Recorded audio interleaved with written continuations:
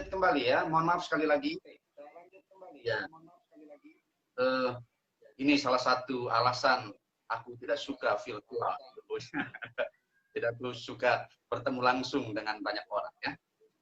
Baik, ini aku lanjutkan. Ya, Oke, lanjut. Aku ingin menggambarkan bagaimana sebagai seorang penonton aku kagum betul dengan Mas Don, panggilan Sardono Wikusumo. Jadi ketika kami masuk sebagai penonton, yang kami lihat itu di gedung Geraha Bakti Budaya. Jadi ketika kami masuk, yang kami lihat penonton itu sebuah layar besar di bibir panggung, itu layar besar dan tampak seperti lukisan.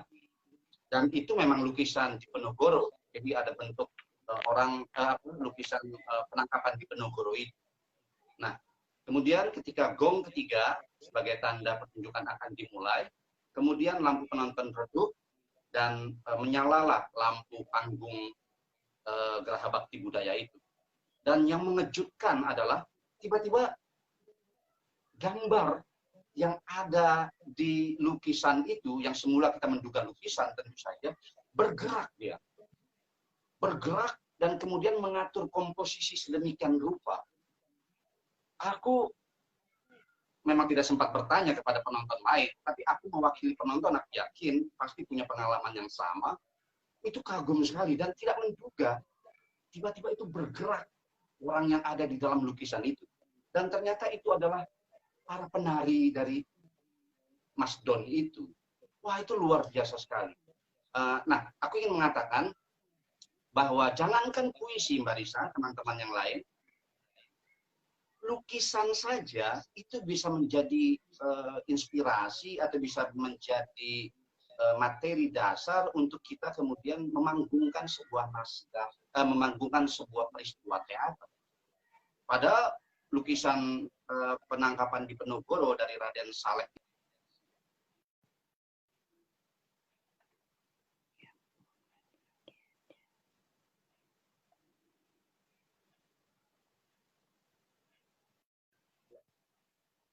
ya, mulai lagi ya.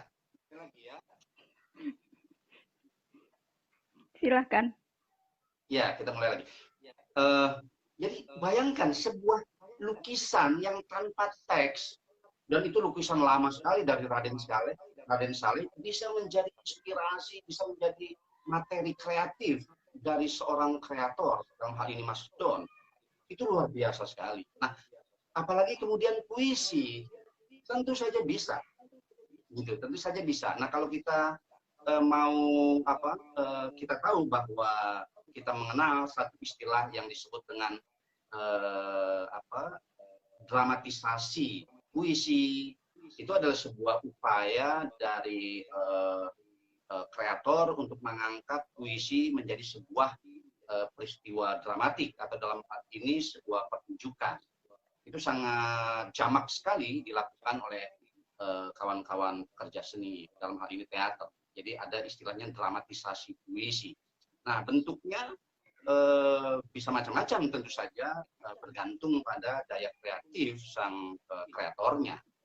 Jadi ada yang letterlux, kemudian secara teks puisi dia bunyikan sebagaimana adanya puisi, kira-kira begitu. Tapi ada juga yang kemudian memvisualkannya dengan visual yang berangkat dari kata-kata puisi tersebut. Salah satu contoh misalkan sederhana saja, misalkan puisinya Hairil, aku ini binatang jalang dari kumpulannya yang terbuat, misalkan kira-kira seperti itu, maka si dramawan itu atau pemainnya itu atau aktornya itu atau dalam istilahku penafsirnya itu kemudian berupaya menjadi semacam binatang di atas panggung, gitu kira-kira. Nah, dia kemudian merangkak-rangkak dan lain sebagainya. Atau puisinya W.S. Rendra misalkan, puisinya Mas Willy cukup sering dimainkan, misalkan Maria Zaitun, nyanyian angsa, nyanyian angsa, lupa aku tiba-tiba judulnya, itu juga dimainkan dengan cara nyanyian angsa ya, teksnya ya, Maria Zaitun misalkan. Jadi Maria Zaitun kemudian divisualisasikan sebagai seorang yang pelacur, yang sengsara, yang memiliki penyakit kelamin dan lain sebagainya. Jadi singkatnya bahwa puisi bisa dikeramakan tentu saja dengan bentuk visual yang macam-macam. Tentu harga yang menarik adalah bagaimana sang sutradara mengangkat puisi itu menjadi sebuah karya drama dengan daya kreatifnya sendiri. Nah, kira-kira begitu.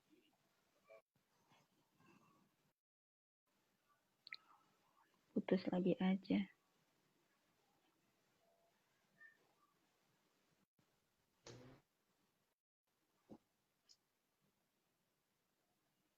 Ya. Mohon maaf pemirsa, baik. Terputus lagi. Bang Haris bisa menyambungkan kembali? Ya. Ya, baik. Oke, bisa dilanjutkan lagi? Ya. Jadi sepertinya kita akan mulai terbiasa dengan yampet ini ya.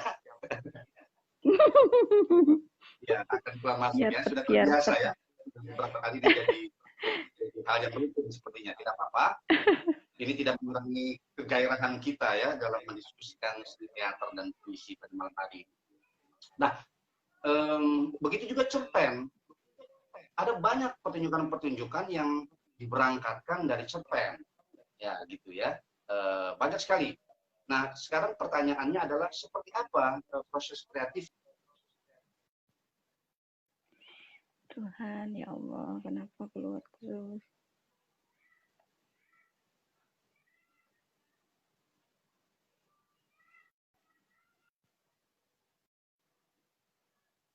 Iya.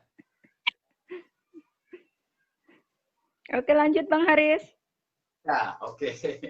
Wah, ini waktu kita dikorupsi jarpet ya. Iya, betul nih. Nggak apa-apa, nanti ditambahkan. Ya. Oke, jadi pertanyaannya sekarang seperti apa proses kreatifnya? Nah, jawabannya tentu bergantung betul kepada masing-masing kreatornya. Bisa dia menuliskan ulang naskah itu, atau bisa juga dia tidak menuliskannya, dia berangkat dari peristiwa yang ada di naskah aslinya, entah itu cerpen, entah itu puisi. Jadi tergantung pada daya kreatif sutradaranya. Gitu. Tetapi yang ingin aku katakan bahwa apapun bisa dijadikan, bisa diadopsi menjadi sebuah karya pertunjukan teater. Disitulah menariknya sebuah karya teater. Dia bisa menggunakan, bahkan musik juga bisa diangkat menjadi sebuah karya pertunjukan teater. Begitu, Mbak Arisa. Oke, menarik sekali ya. Jadi teater ini bisa dikontemplasi dengan berbagai macam genre sastra yang ada ya. Tidak harus melulu dari teater itu sendiri, naskah teater itu sendiri. Jadi dari puisi bisa, dari cerpen bisa, dari mana-mana bisa, tergantung kreatornya mau diubah menjadi teks drama atau teks teater atau tidak, tergantung kreatornya itu sendiri. Begitu ya Bang ya? Ya, terus ada lagi nih Bang. Ya. Satu lagi, ada pertanyaan lagi. Saya sering menyaksikan pertunjukan monolog gitu ya Bang. Nah, apakah monolog itu sendiri bagian atau anak-anak dari produknya teater juga Bang? Atau dia memang berdiri sendiri gitu? Bisa dijelaskan barangkali Bang? Ya, baik. Kalau dalam konteks hari ini, monolog sebetulnya sudah menjadi bidang, atau bukan bidang ya, menjadi sebuah kreativitas tersendiri dalam konteks hari ini ya. Tetapi sebelumnya sebetulnya monolog itu sudah ada dalam bentuk yang lebih sederhana tentu saja. Di dalam naskah-naskah Babon, misalkan naskah-naskah Shakespeare atau naskah-naskah Yunani, itu ada banyak sekali peluang-peluang aktor untuk memonologkan sebuah adegan.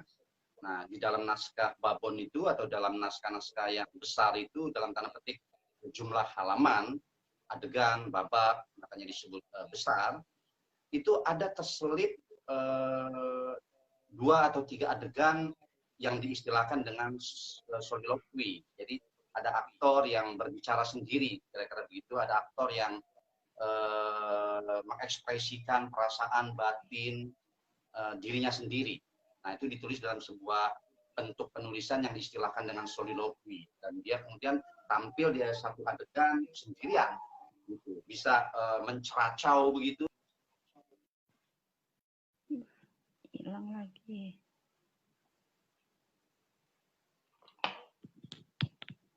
Ya, lepas lagi.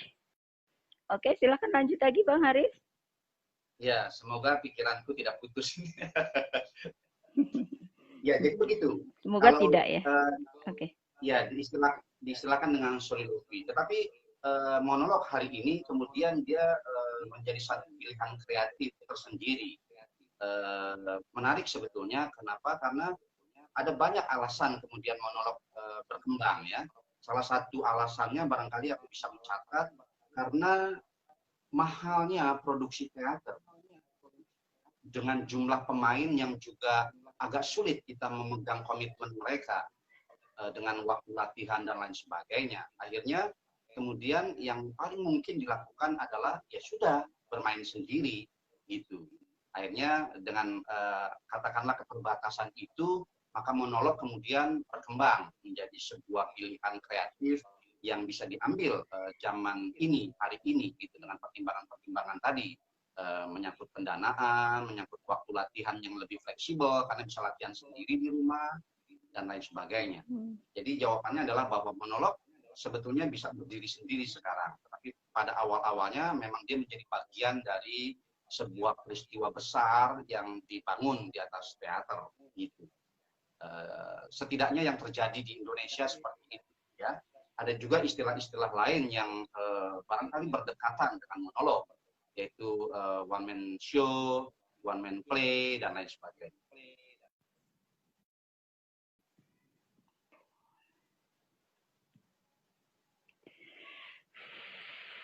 Insya Allah, mohon maaf. Ya, seperti itu Mbak Risa. Ya, oke. Ada komentar dari pemirsa ini Bang Haris, boleh saya bacakan sebelum kita lanjutkan lagi ya? Ini dari Bang Riri Satria. Menarik penjelasan Bang Haris. Saya percaya terjadi konvergensi sekaligus divergensi dalam hal ini antara bidang kesenian serta kesenian dengan bidang yang lainnya. Nah, kalau dikatakan divergensi dan konvergensi seperti ini gitu ya, Bang Haris, berangkat dari situ, itu kira-kira ketika akan diterjunkan menjadi sebuah drama atau teater itu seperti apa? Kalau tadi kan titik beratnya Bang Haris itu kan kehidupan kita sehari-hari. Pernah tidak Bang Haris itu ingin menciptakan sebuah teks drama atau naskah drama naskah teater yang berangkat dari sesuatu yang berbeda gitu, bukan kehidupan sehari-hari. Apa sih namanya, kayak seperti film Star Trek itu dunia lain gitu loh. Pernah tidak yang seperti itu Bang Haris?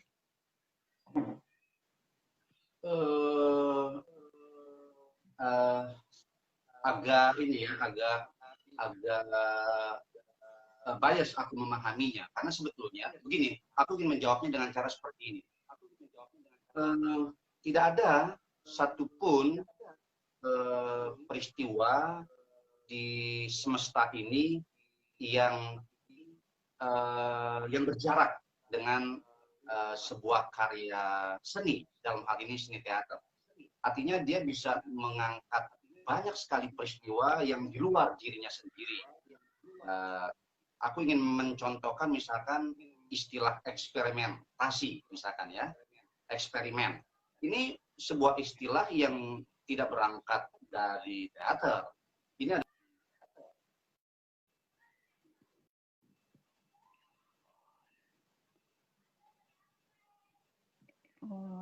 Aku terus. Mohon maaf, ini jeda.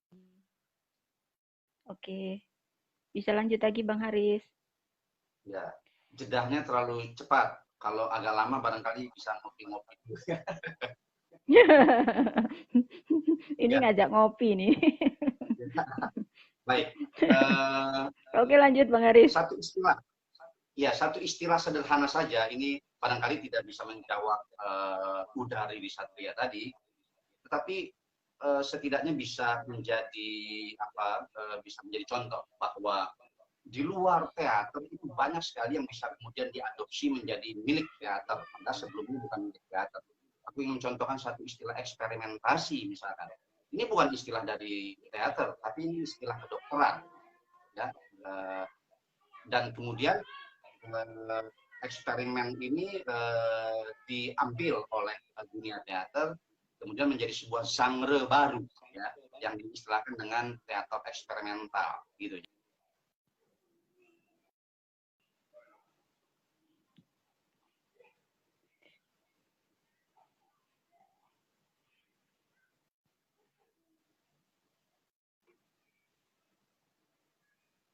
Iya, bisa dilanjutkan ya. Ya, silakan Bang Haris. Kira-kira seperti itu. Jadi untuk tema-tema lain atau untuk kecenderungan-kecenderungan lain sangat mungkin dilakukan oleh teater. Ada satu contoh juga, misalkan aku ingat waktu itu kreator dari, aku lupa dari negara mana,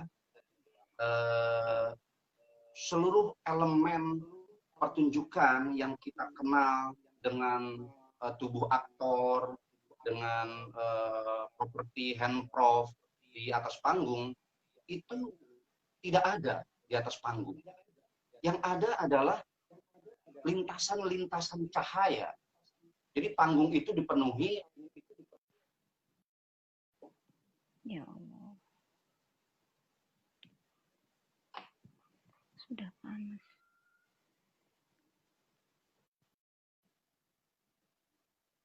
Oke, lanjut. Ya. Nah, yang ada adalah lintasan-lintasan cahaya, vertikal, horizontal, saling silang, dan lain sebagainya. Nah, itu menjadi sebuah pertunjukan yang sangat dramatik, gitu, sangat dramatik, dan barulah pada ujungnya muncul tubuh-tubuh aktor, ya, tanpa kata-kata. Nah, itu menjadi semacam peristiwa dramatik, bagaimana cahaya yang dikreasikan oleh seorang kreator menjadi sebuah pertunjukan visual teater, gitu.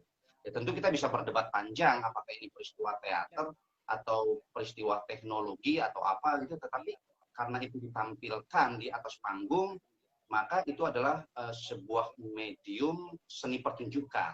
Artinya dia bisa menjadi bisa diklaim sebagai sebuah pertunjukan teater. Ya Allah. Mohon maaf pemirsa yang ada di rumah dan di mana saja berada, kita sering terjeda mungkin sinyal di sana atau seperti apa ya.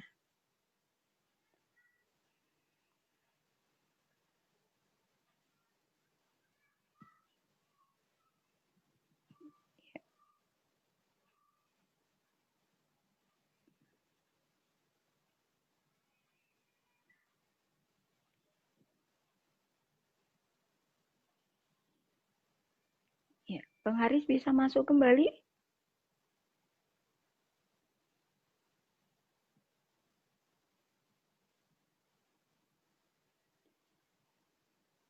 Apa karena malam minggu ya? Jadi banyak yang online sehingga keluar masuk. Ya, oke, Bang Haris bisa bergabung kembali. Mohon bersabar pemirsa yang ada di layar kaca dan di mana saja Anda berada.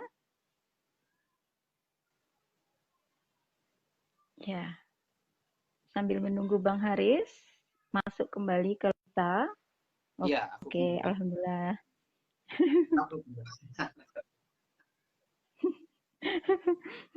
Ya Allah, mohon maaf ini bagaimana ini sinyal seperti ini mungkin karena malam minggu banyak yang online ya, Bang Haris.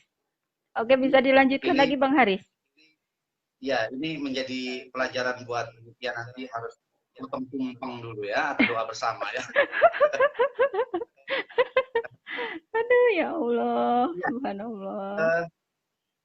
Jadi lebih kurang seperti itu, Mbak Risa, untuk menjawab dari Risa Tria tadi ya. Artinya apapun yang berada dalam kehidupan ini, entah itu teks, entah itu disiplin ilmu, entah itu apapun, itu bisa sangat mungkin untuk dikreasikan menjadi sebuah karya seni pertunjukan, dalam hal ini seni teater. Begitu. Oke. Oke, terima kasih Bang Haris. Selanjutnya masih ada pertanyaan dari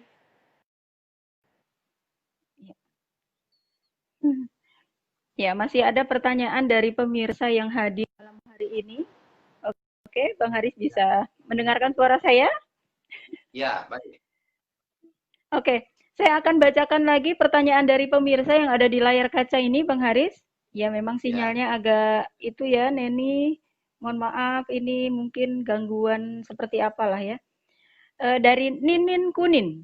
Ya, Ninin Kunin bertanya, pengembangan teater eksperimental yang sebaiknya dilakukan harus harus harusnya dibuat seperti apa dalam pelaksanaannya? Ya, jadi pengembangan teater eksperimental yang sebaiknya dilakukan seharusnya dibuat seperti apa dalam pelaksanaannya gitu, Bang Haris? Pertanyaan dari Ninin Kunin. Ninin Kunin apa Ninin Kunin? Aku agak kurang memahami pertanyaannya, tetapi mungkin aku bisa menjawab dengan cara seperti ini, bahwa tidak ada satu kata kunci yang bisa kita pakai untuk memanggungkan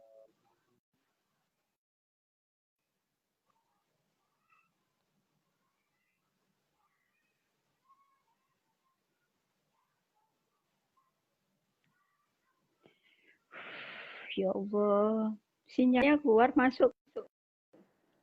Oke, lanjut Bang Haris. Ya, baik. Jadi tidak ada satu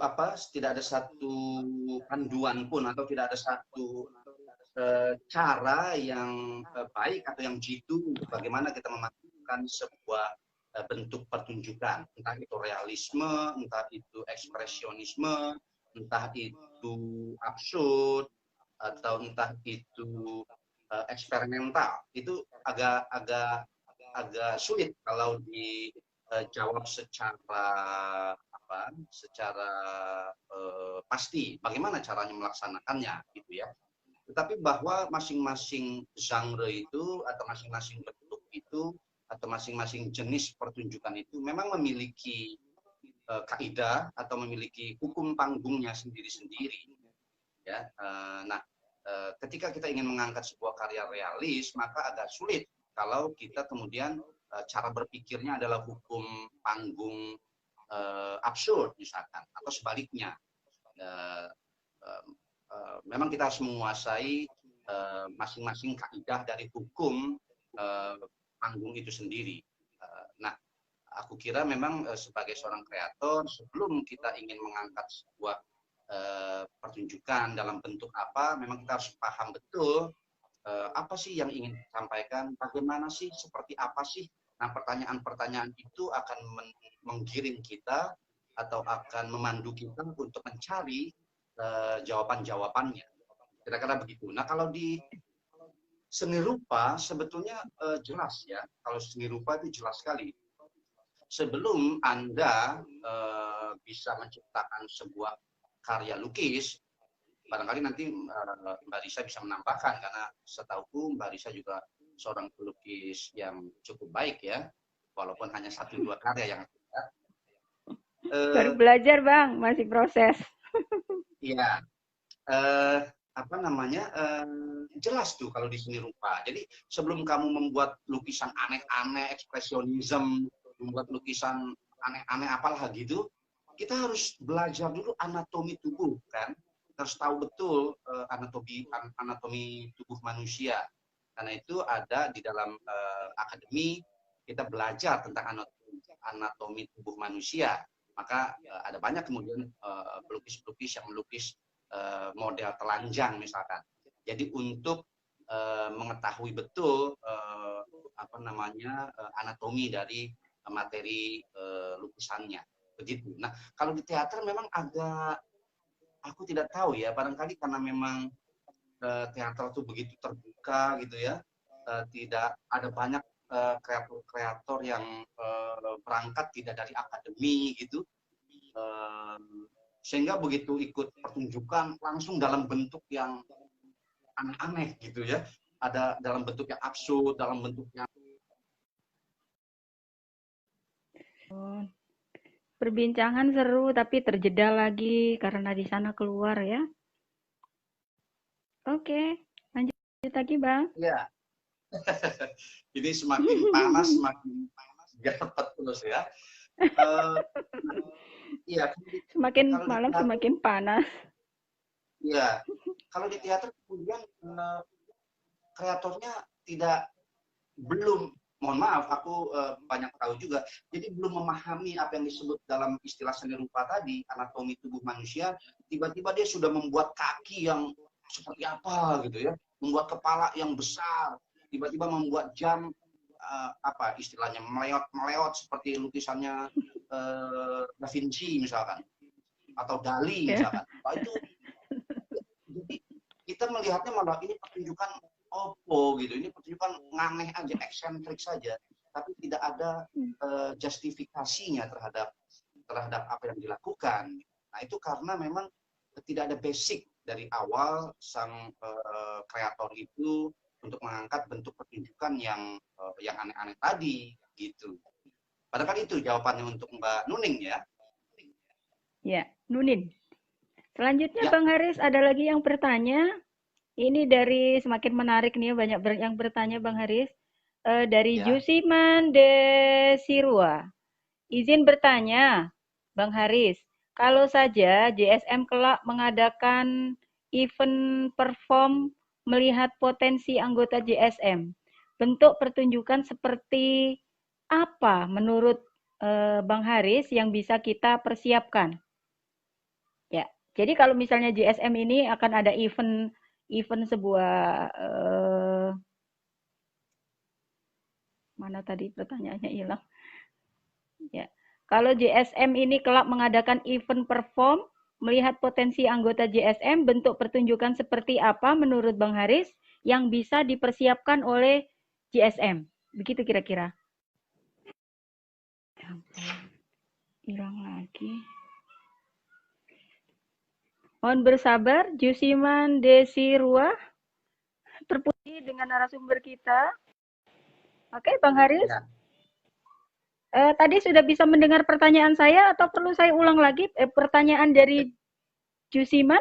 Cukup. Aku terima pesannya ya. Oke, aku terima Oke. pertanyaannya. Ya, pertama aku tidak tahu makhluk seperti apa JSM itu ya. Itu yang pertama. Jagat Sastra Milenia. Ya. Oh iya ya, aku tahu singkatannya, aku tahu. Maksudku, tapi kan aku belum tahu kira-kira seperti apa anggotanya, seperti apa kecenderungan orang-orangnya, cara berpikirnya seperti apa, ketubuhannya seperti apa, gitu. Itu kan aku tidak tahu. Tetapi aku sekali lagi, aku tentu harus menjawab dengan cara yang bisa aku jawab. Aku tidak percaya bahwa